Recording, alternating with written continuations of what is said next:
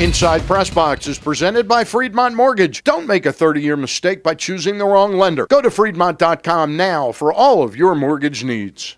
And welcome to another edition of Inside PressBox. I'm your host, Stan the Fan Charles. On this week's program, we'll listen in on the newer faces of the Division I men's lacrosse coaches as seen and heard last week at our second Thursday luncheon. We'll catch up with an old friend from the Baltimore Blast who also happens to be one of the team's assistant coaches, and we'll find out from David Bascombe what his Hope for Life mission is all about. But first, after a hoped-for signature win in Coach Mark Turgeon's brief University of Maryland tenure as men's head basketball coach, and a win many thought would propel this young Terp squad to an NCAA appearance this year, we'll do the postmortems on a bitter loss earlier in the week at Boston College with our guest, Terp talker Bruce Posner. And Bruce, the win over Duke had everybody salivating that kind of the Maryland madness was upon us.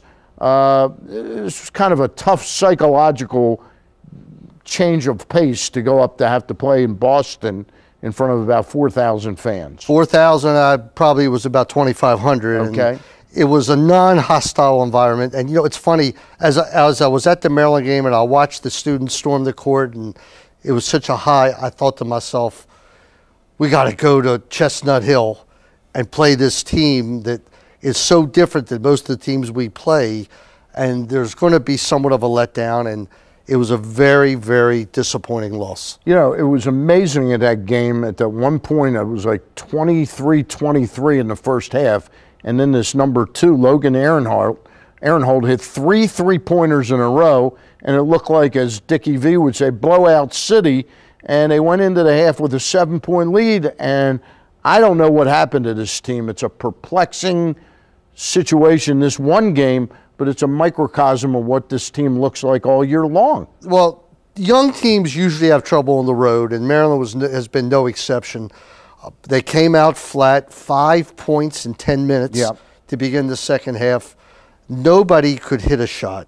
Logan Aaronhold wound up with 26 points with 7 threes.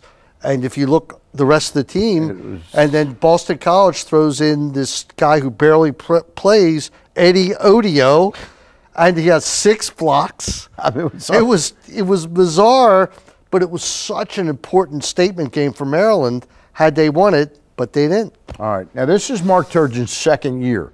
I would say back in sort of mid-November to December 1 or something, we all thought, boy, this guy has done the rebuilding job of all time. This team is back where it was 6-7 years ago or close to it. What has gone wrong with this year's team, and could we have expected this, Bruce? Basketball has become a game of guards, of point guards. And unfortunately, Maryland has not had a point guard that has stepped up and controlled things. And if you look at the good teams around the country, they all have the guard situation in hand. Maryland's got the numbers, but they haven't had somebody step up, and they're paying the price for it. But it happened. And it's, you know, it's not over yet. We're not finished yet. There was a game today against Clemson that obviously we're taping beforehand. Right. Should they win that, their hopes are still there. And then they're back with flickering hopes. I believe that because of the weak non-conference schedule that they had, they're going to need to get to 10 wins in the conference. You know, going into this game today, they were 6-7. There still was some hope. And, you know, where there's hope, there's always the possibility. Let's look, before we move into a brief chat about lacrosse as well, let's look at next year's team. Have they been able to solve that point guard problem? Because Pishon Howard clearly hasn't gotten it done under Mark Turgeon, and there seems to be a little friction that's not going to really go away. There's always friction when you're not getting the minutes, you're not getting the opportunity, and you're not coming through. Pishon's a great kid, but it's not working out at this moment. Yeah, there's a kid coming in by the name of Roddy Peters, a much heralded freshman, but he's a freshman. So to expect him to come in and do supers is a lot. They have the transfer from Michigan, Evan Smoltrich, and DeMonte Dodd, another big guy, because it looks like Alex Lenz is going to be gone. Despite what people think, that he's not ready or whatever, in the eyes of the NBA, 2 reasons. Because it's such a weak class, And because he's 7'1" and is somewhat athletic, he's going to get drafted. Bruce, tell me about this for a second. I've watched this kid play. Right. There's no question if he would stay 2 more years, he would potentially go into the NBA as, sort of like Tim Duncan, as a really solid, ready-to-play professional. Something has happened. I mean, Jordan Williams, I had the same assessment of him. He didn't get gigantic money. He got money for what he was like. Where is he right now? He's not in the NBA, Right. but he was a second draft pick. It's a big difference. But Alex Len, here, let's look at Oklahoma. They have the 7th pick. They don't really need anybody. This is a great team. So they see a 7-footer who they might be able to develop into a great player over a few years, and they say, there's nobody else who's going to help us. Kevin Durant doesn't need help. Russell. Do you have an example of one of these guys that leaves early, that's not going to make his mark right away, that has, after 2 or 3 years sitting on the bench? Is there anybody out there? Guy by the name of Kobe Bryant.